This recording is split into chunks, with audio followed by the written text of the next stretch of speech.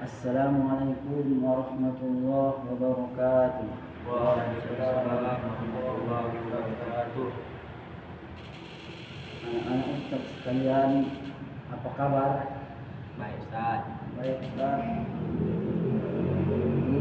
Jadi kita ngabsen dulu ya sebelum kita mulai pelajarannya. Hakim, Ustaz. Sandi, baik Ustaz. Mana yang lain ini? Datang Ustaz. Datang ya. Oke, sebelum kita mulai pelajarannya, jadi berdoa dulu kita sama-sama ya. Bismillahirrahmanirrahim. Rabbana zidna ilman nafi'a warzuqna fahma wa alhiqna bis-shalihin. Alhamdulillahirabbil alamin. Jadi pelajaran kita minggu yang lalu itu menerangkan tentang fikih, yaitu tentang wudu. Sekarang kita membahas tentang macam-macam najis. Jadi di kitab ini dijelaskan bahwasanya macam-macam najis itu ada 3 macam. Jadi yang pertama najisnya itu adalah najis mukhaffafah. Apa itu najis mukhaffafah? Hakim? Najis ringan Ustaz. Najis ringan. Jadi najis ringan ini adalah contohnya kencing seorang bayi yang umurnya belum nyampe 2 tahun, yaitu 2 tahun ke bawah. Umurnya belum nyampe 2 tahun, artinya belum memakan nasi, belum makan apa-apa. Yang hanya dimakannya adalah ASI saja. Jadi kalau kotorannya ini, kencingnya ini kena baju, kena pakaian kita atau sajadah, berarti itu namanya najis mukhaffafah, najis yang ringan. Jadi cara mensucikan najis ringan ini adalah dengan cara mengambil air dan memercikkan ke tempat najis tersebut. Dengan memercikkan 3 kali saja, cukup itu saja. Berarti itu sudah menghilangkan najis. Itu kan najis ringan. Jadi sudah paham najis ringan? Ustaz. Nah, itulah najis ringan. Tidak perlu digosok-gosok lagi, di apa namanya ini? Burus. Nah, tidak perlu lagi itu kan. Yang perlu cuman dipercikkan aja. Itu kalau najis ringan.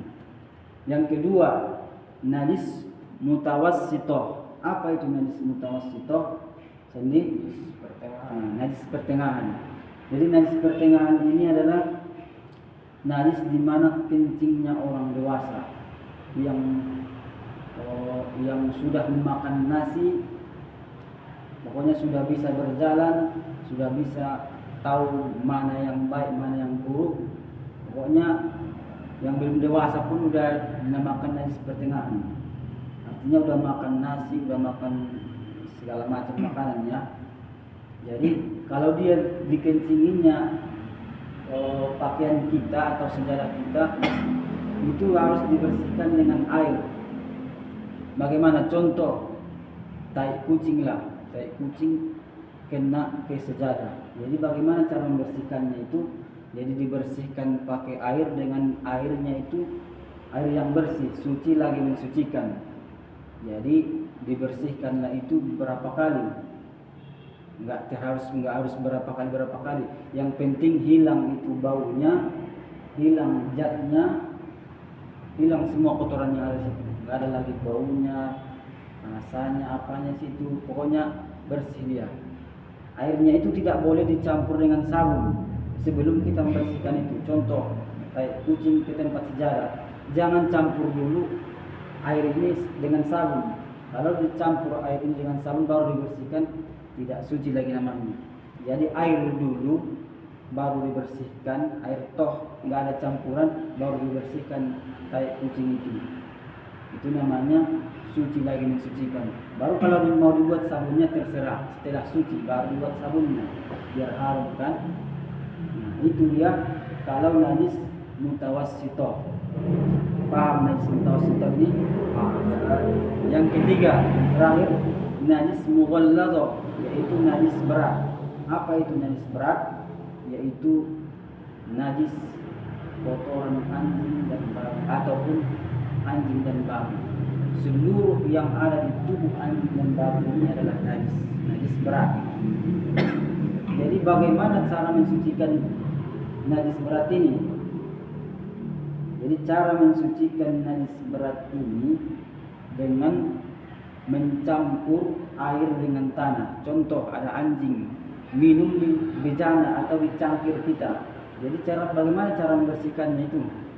Jadi diambil dulu air sama tanah dicampur lalu dibersihkan dengan 7 kali bersihkan. Paham? Jadi itulah yang disebutkan najis mughalladah.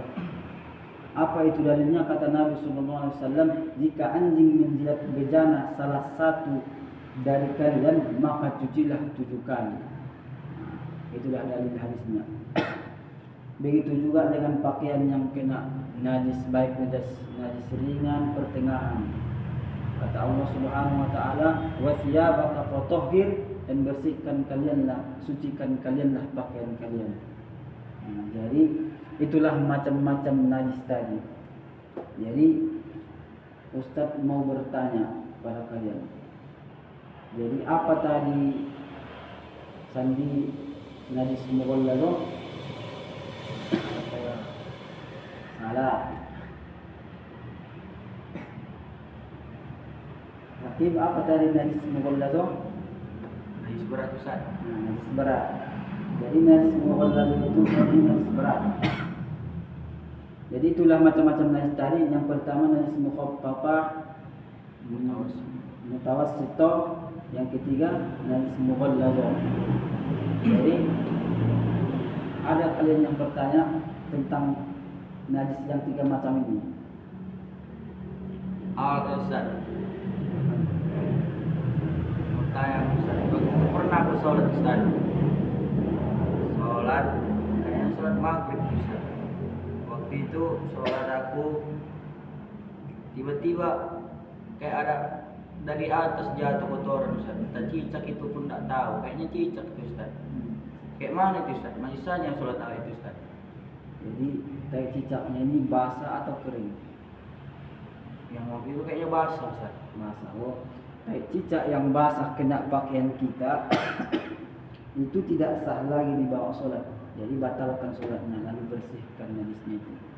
Kecuali tai cicaknya itu yang kering, sehingga kalau jatuh langsung jatuh juga di ke bawah. Kan kalau basah tainya itu menempel dia. Nah, itu yang enggak sah itu sholat. Kalau tai cicaknya itu langsung jatuh berarti kering, berarti sah sholatnya. Sama juga di tempat sejadah itu. Jadi itulah tadi penjelasan tentang najis, macam-macam najis. Ada berapa tadi macam-macam najis? 3 Ustaz. Yang pertama Najis mukhaffafah Ustaz. apa itu maksud kata? Ringan Ustaz. Yang kedua apa itu? Pertengahan Ustaz. Nah, yang ketiga itu najis mughalladah, najis berat. Jadi mungkin itulah pelajaran kita malam ini.